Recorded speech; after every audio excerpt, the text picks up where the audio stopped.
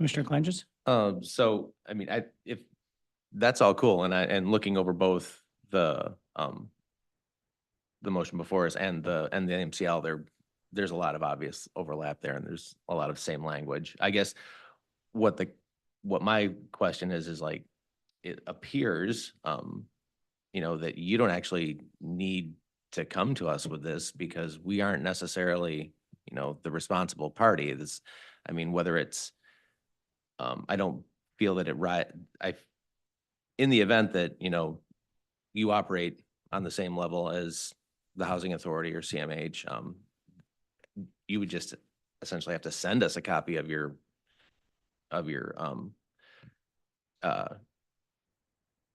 rules, and it's not a voting matter for us. It's more of a, hey, this is what we do, because we don't actually step into your purview ever. Right. I think the main purpose was just to have it legal and signed off saying this is how our committee operates. I don't necessarily, I agree with you too, Commissioner, that, our committee it's our committee. And then obviously we make recommendations to the board in reference to the veterans of Ottawa County and what we may need, especially when it comes to funding and other issues that the board does have purview over. So I understand that the committee is our business. I get that. I just wanted to make sure that we had a legal document that showed that our committee was formed and legal. Mm-hmm. Commissioner Moss? I guess I'd just like to say thanks, Jason, and to everyone who put work into this, for going above and beyond. I appreciate the collaboration. Even if the committee is advisory, there needs to be a strong working relationship between the Board of Commissioners and the committee. The Board of Commissioners appoints members to the committee, things like that. So I really appreciate that. I appreciate you bringing the bylaws to us to look at. I would like to motion, I prepared a motion and provided it to everyone. I'd like to amend the motion on the table to update section 4 with the following text and send the bylaws back to the Veterans Affairs Committee for approval.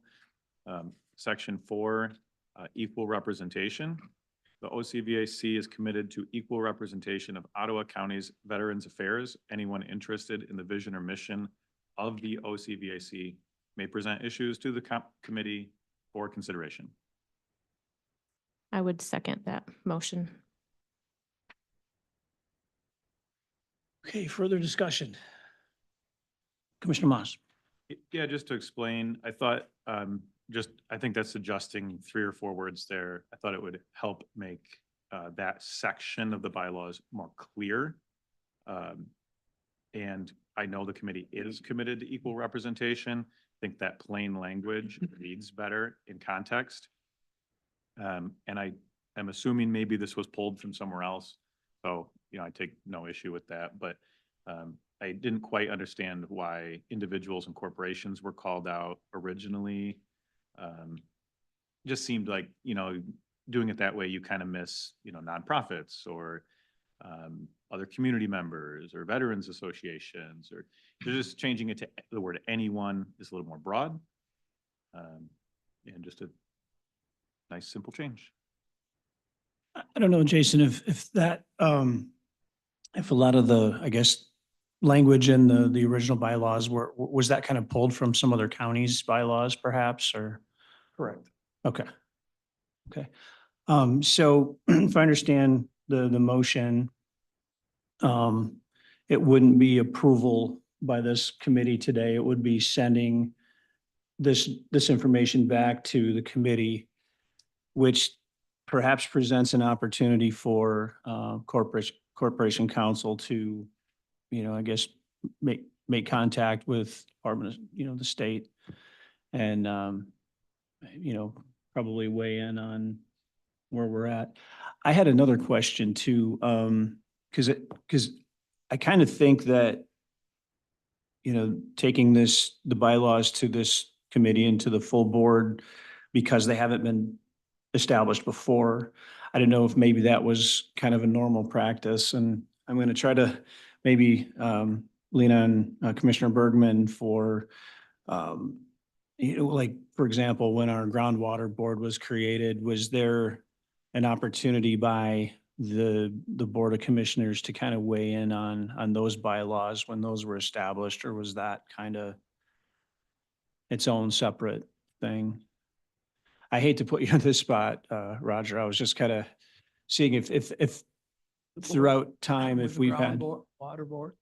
yeah, That's a good example Yeah. because the groundwater board is also an advisory board. Right. right, And I believe that went through corporate counsel at the time as well. okay. Hmm. Any other comments on the amended motion?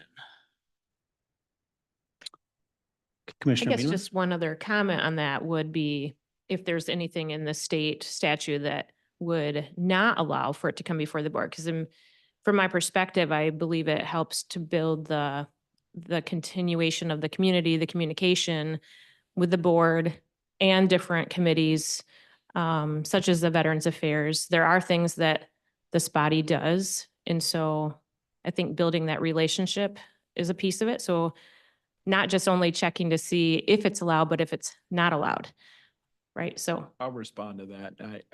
There's nothing in the state statute that says anything about that we can't bring it to the board. so I guess my perspective at this point in time would be then that it's building good communication. It's a relationship. Well, the other thing to note too is that Put the together. board is responsible for appointing the committee members as well. So there is some collaboration between the board and the committee itself. Commissioner Kleinjitz? Yeah, so I understand that. And again, for me, it comes down to whether we have any, authority to weigh in on these particular bylaws. Everything else seems to make sense. But as a veteran, I'm very adamant about your committee having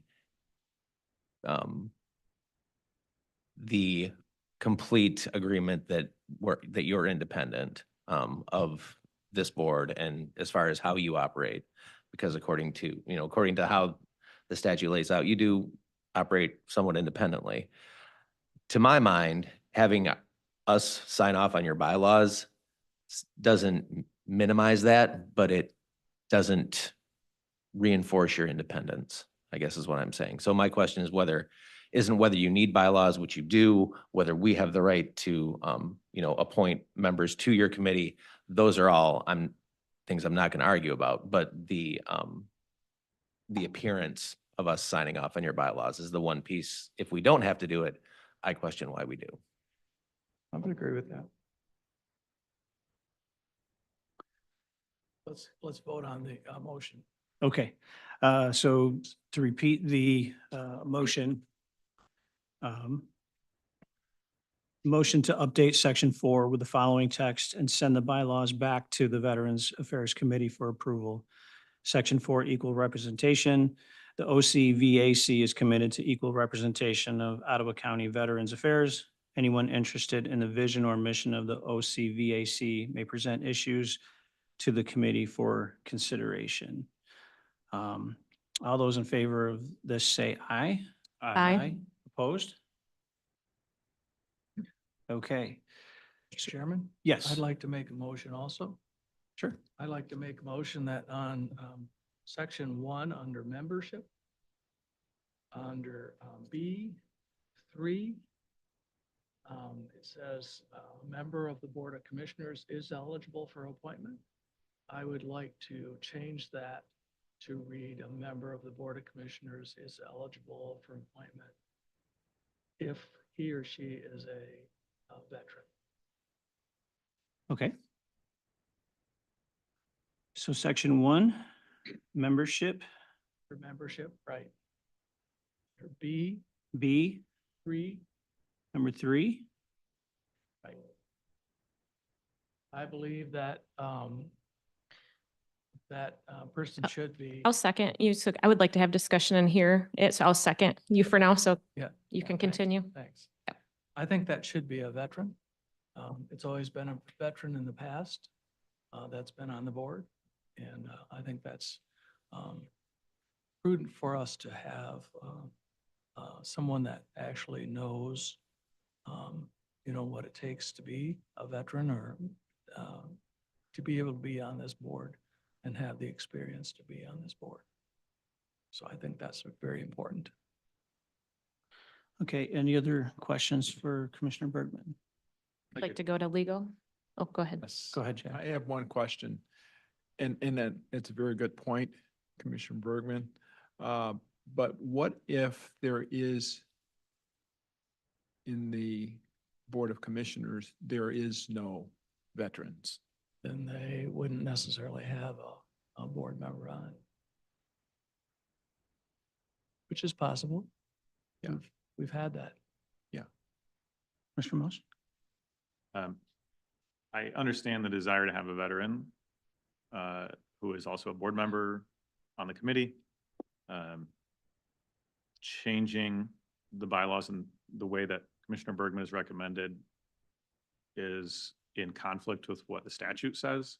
The statute specifically says a member of the county board is eligible for appointment. So I would,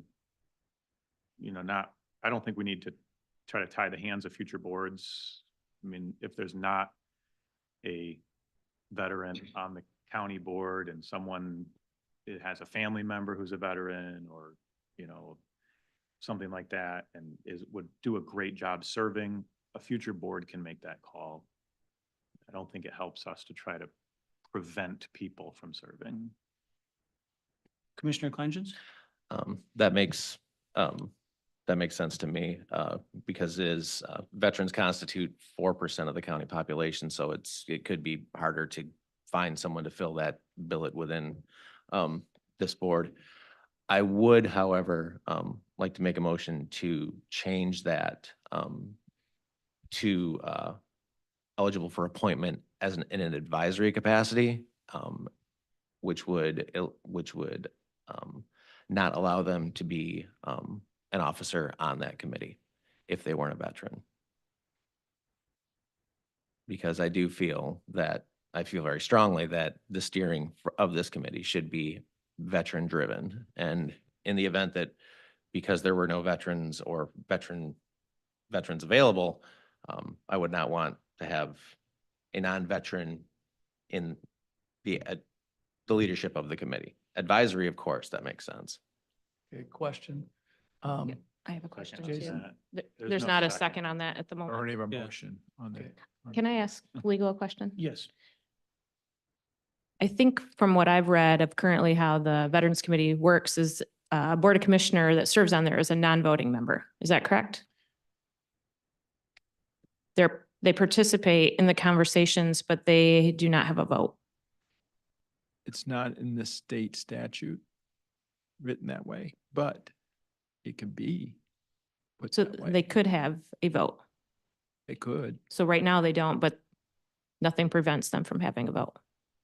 The way I can envision this working is, let's say a board of commissioner, a commissioner is put on the board and that person is not a vet.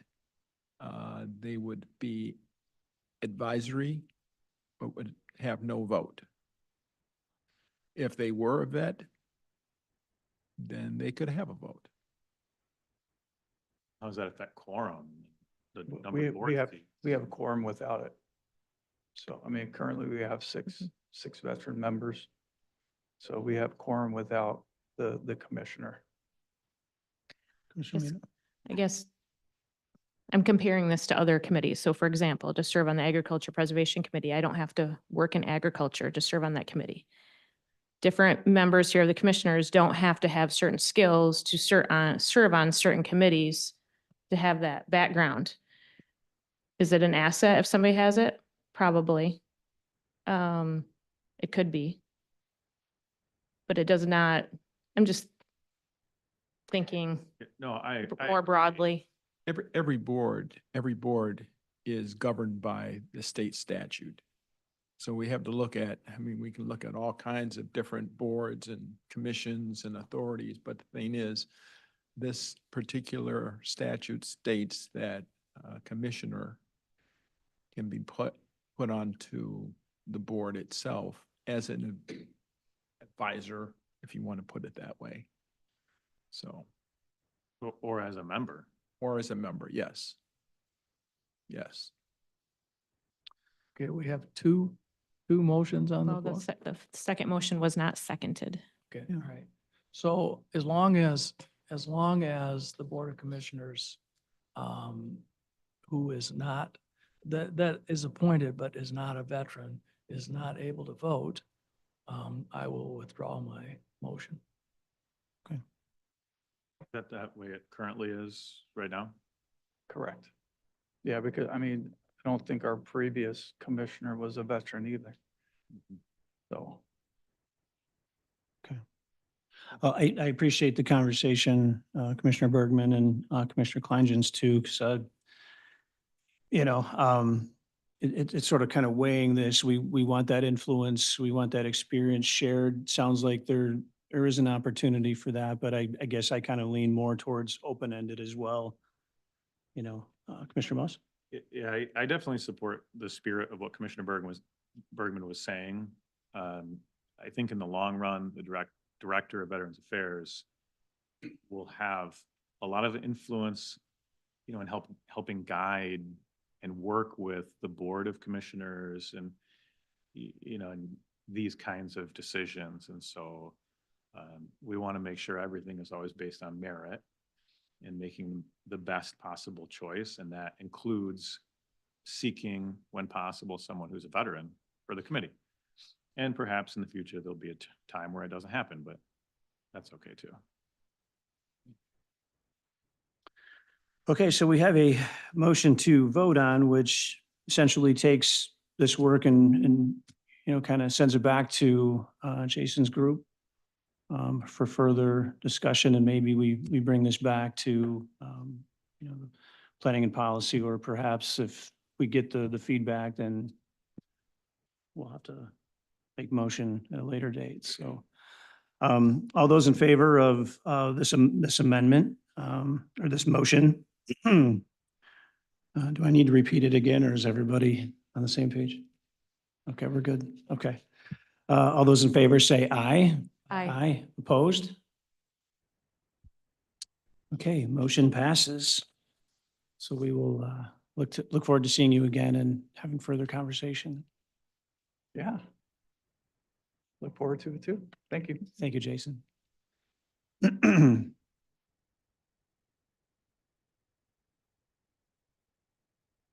Okay, that being the only action item for the meeting, we do not have any committee reports at this time, so that brings us to another opportunity for public comment.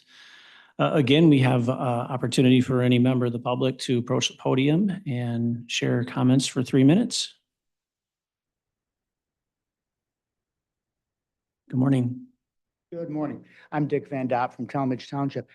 I just want to appreciate and laud the committee this morning for the open dialogue, that we could hear what's going on, that we could hear what's on your mind, that the wrestling with the topic was done in a public forum.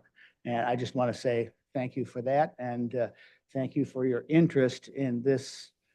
As a veteran, I have an interest in this too, in getting this right. So thank you.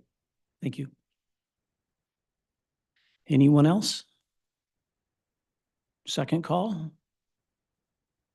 Last call. Okay, with that, we will adjourn.